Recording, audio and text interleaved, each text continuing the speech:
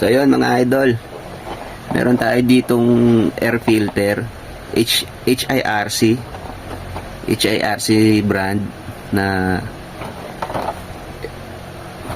washable air filter. Yan, pang Honda Click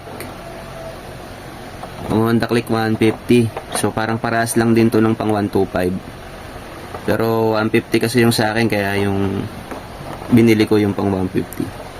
Pero alam ko same lang ng 125 yung sukat ng filter. Nagkakaiba lang sila dun sa airbox. Mas mataba lang yung airbox ng 150. Yan, buksan natin.